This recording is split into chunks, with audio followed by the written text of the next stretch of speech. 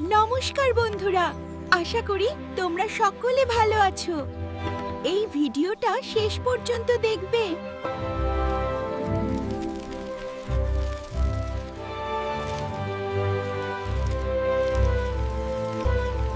হঠাৎ ভয়ঙ্কর ঝড় এলো, সবাই ভয়ে কাঁপতে লাগলো। তখন পিপু বলল, ভয় পেও না, আমি আছি। পিপু পাতার নৌকা বানিয়ে সবাইকে নদী পার করালো। অবশেষে তারা পেল পাহাড় সম এক বিশাল বিস্কুট। সবাই মিলে ঠেলে বিস্কুট রাজ্যে নিয়ে আলো।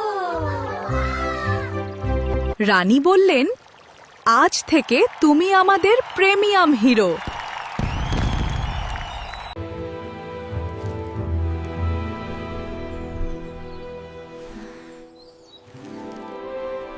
হঠাৎ বিপদ সংকেত বাজল।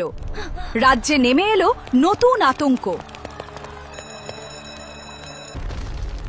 এক বিশাল কালো গুবরে পোকা রাজ্যের দরজায় হামলা করল। পিপু সঙ্গে সঙ্গে লাফ দিয়ে সামনে এসে দাঁড়াল। সোনিদোস দে উন রুগিদো মনস্ত্রুয়োসো এসকোম্ব্রোস দে পিয়েদ্রা দে রুম্বান্দোসে সে ছোট্ট সেনাবাহিনী নিয়ে যুদ্ধের প্রস্তুতি নিল। গুবরে পোকা মাটি ভেঙে সবাইকে উড়িয়ে দিল।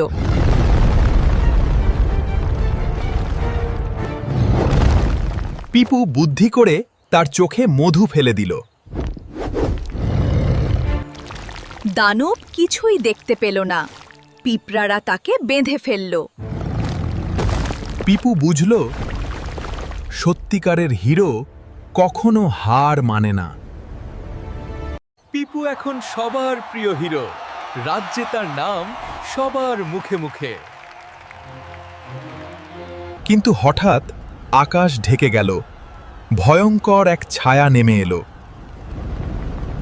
সে ছিল দুষ্ট ভীমরুল রাজা। প্রতিশোধ নিতে এসেছে। তার ডানার ঝড়ে কেঁপে উঠল পুরো রাজ্য। পিপু সাহস নিয়ে বলল, এবারও আমি থামাবো তাকে। পিপু লতা দিয়ে বানানো গুলতি ছুঁড়ে আঘাত করল। রেগে গিয়ে ভীমরুল রাজা পিপুর পিছু নিল।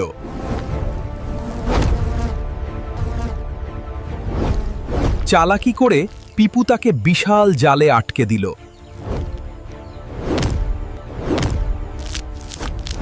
রাজ্য আবার বাঁচল। রানী দিলেন নতুন সম্মাননা। পিপু জানে সামনে আরো বড় অভিযান অপেক্ষা করছে।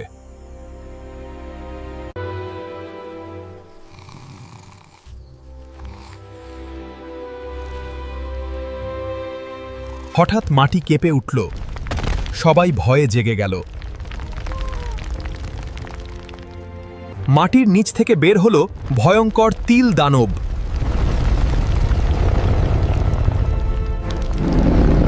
পিপু কাঁটার তলোয়ার নিয়ে সামনে ঝাঁপ দিল।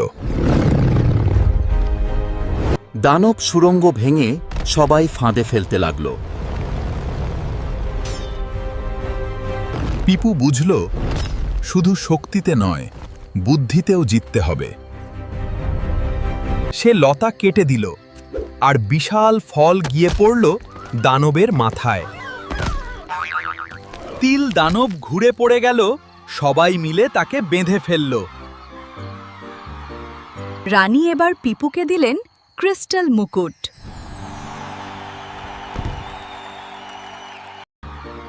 পিপু হাসল, কারণ সত্যিকারের হিরো সব বিপদেই জেতে।